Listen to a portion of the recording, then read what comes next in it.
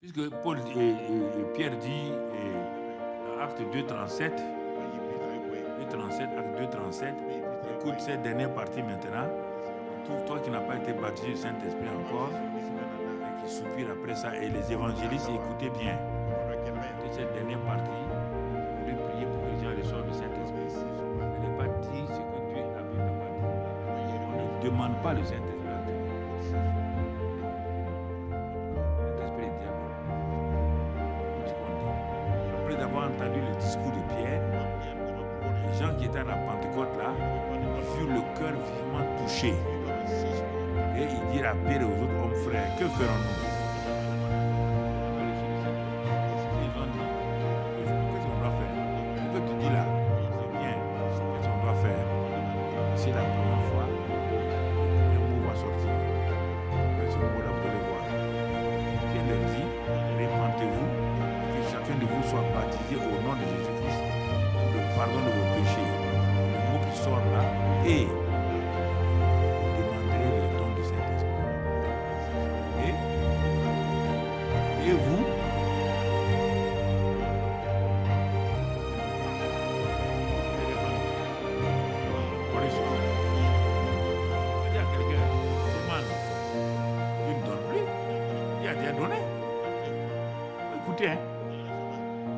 Ça devient facile.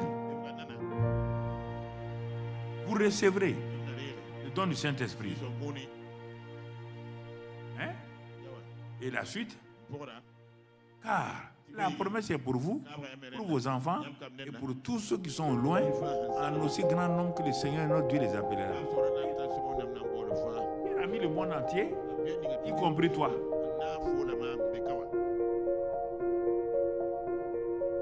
C'est la mort de Jésus. Tu comprends?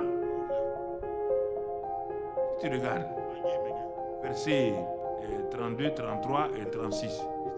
Alors, 32. C'est ce Jésus que Dieu a ressuscité. Nous en sommes tous témoins. Ça, c'est le 32. 33. Il a été élevé par la droite de Dieu et il a reçu du Père le Saint-Esprit qui avait été promis. Et il l'a répandu comme vous le voyez et l'entendez. Le Saint-Esprit est répandu. On n'a pas besoin de le demander. Il est déjà répandu. On le reçoit. Quand tu pries pour quelqu'un, il dit, eh bon, assois-toi. Tu sais que Jésus est mort pour toi? Oui, il est mort pour toi. Il a pris tes péchés.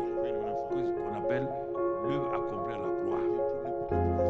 Première chose, il est mort comme l'agneau de Dieu. Il est mort à la croix. Il a pris tes péchés. Tu crois ça? Oui. Deuxièmement, par son sang, il t'a racheté. On appelle la rédemption. Tu crois ça? Oui. Il t'a purifié par son sang. Tu crois ça? Oui. Veux-tu maintenant le recevoir comme ton sauveur personnel? Pas comme Seigneur d'abord, hein? Faites l'erreur de dire que Seigneur, non. S'il n'est pas agneau d'abord, s'il ne t'a pas sauvé, peut être Seigneur. En fait, vous pensez que le mot Seigneur est plus important que le mot sauveur. Sauveur d'abord. Veux-tu qu'il te sauve, oui. Comme ton sauveur personnel. Oui. Et s'il fait ça, il te réconcilie avec le Père. Oui. Ça, c'est la première partie. Et tu le fais confesser. Et il dit, oui, Seigneur Jésus, je reconnais ce que tu as fait pour moi à la croix du Calvaire. Tu as pris tous mes péchés. Les péchés sont pardonnés. Tu as fait la rémission des péchés. Et maintenant, je t'accueille, je te reçois. Le sauveur personnel de ma vie. L'agneau de Dieu qui a ôté mes péchés. Pas fini? Ça, c'est le 32, 33, je crois. Alors, il a ressuscité et verset, c'est ça? On appelle le 36, mon ami. Parce qu'on a vu le 33 et le 36. Rapidement, que toute la maison d'Israël sache, donc avec certitude, que Dieu a fait Seigneur.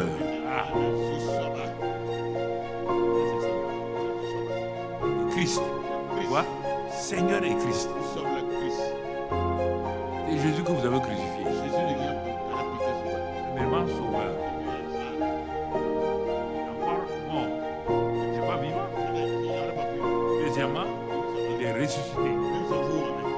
monter au ciel, aller montrer au Père si son sang est valable.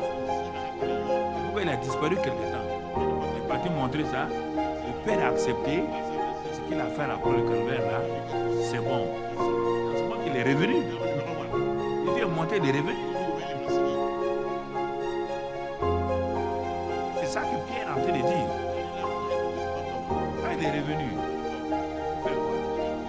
il est revenu que sa seigneurie est son Christ là. C'est-à-dire que Seigneur et Christ, ça veut dire moins. Désormais, quand tu le reçois, il a reçu comme sauveur. Maintenant, tu dis, on ne le reçoit pas 2 fois, hein, c'est une seule fois. Cette fois-ci, tu dis, sois le Seigneur et le Christ de ma vie. Règne. Prends la première place en tant que Seigneur et en tant que le Messie oint. C'est pourquoi il dit, sachez-le. C'est pourquoi il a dit, sachez-le. Donc, l'œuvre accomplie. Il m'a réconcilié, il m'a lavé, il m'a purifié, mes péchés sont pardonnés, mais je suis toujours mort. La croix ne donne pas la vie. C'est la mort au vieil homme. Romains 6:6. Mon vieil homme a été crucifié avec Christ. La croix ne donne pas la vie. Il n'y a pas de vie à la croix. C'est la mort. Christ est mort. Il est dans le tombeau. Il est mort. 3e jour, Saint-Esprit vient. Ça, c'est l'œuvre achevée. Il a accompli l'Ancien Testament. C'est pourquoi on dit accompli. Il a accompli l'Ancien Testament. Il a accompli Ésaïe 53. Il a accompli toutes ces choses-là. Mais il est resté mort. Maintenant, par la résurrection, il va commencer une nouvelle race d'hommes.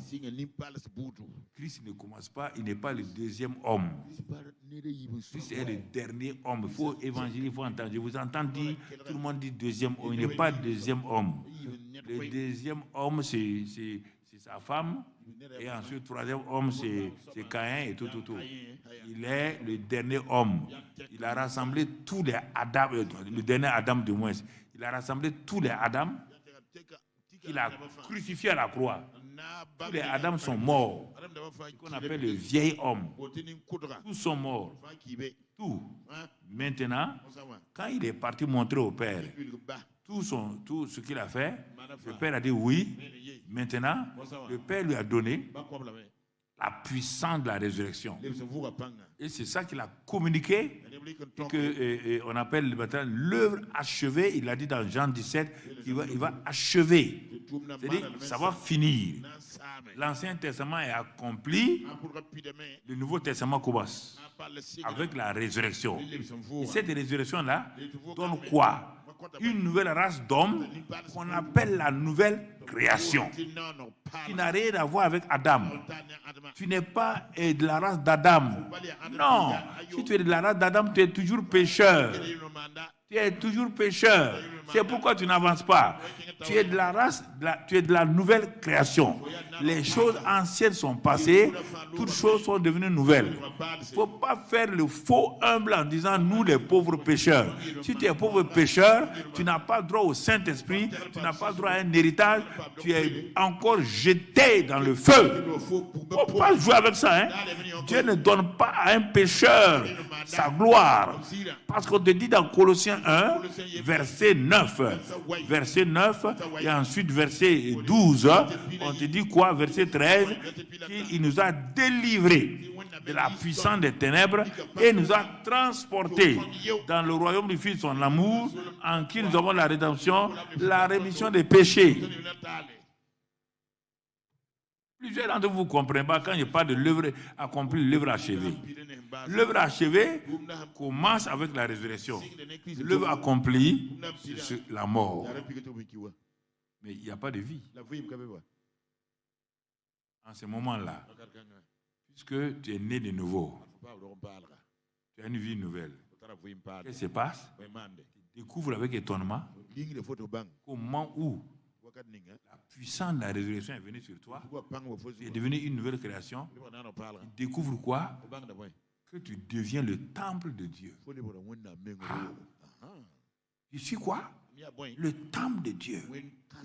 Dieu est venu habiter à moi. Ce n'est pas fini. Il est venu habiter à moi pour faire quoi? Galates 2:20, ce n'est plus moi qui vis, c'est Christ qui vit en moi. Ah bon? Oui. Il a dégagé l'ancien homme. Il a dégagé l'ancien Adam avec ses limites, avec ses péchés. Ce n'est pas toi qui l'as fait. Il l'a dégagé. Il l'a renvoyé. Il est venu lui-même en tant que Seigneur et Christ. Le Saint-Esprit qui amène Jésus comme Seigneur. C'est ça qu'on dit dans la deuxième partie. Il vient, il s'installe en toi. Il est en toi. Il demeure en toi. Et pour faire quoi? Pour maintenant, pour que ce que tu ne peux pas faire là, il va le faire. Il dit, ce n'est plus toi qui vis, c'est moi qui vis. La seule chose que tu dois faire, c'est d'être en relation avec le Saint-Esprit, que le Saint-Esprit te conduise. C'est notre problème maintenant. On ne veut pas être conduit.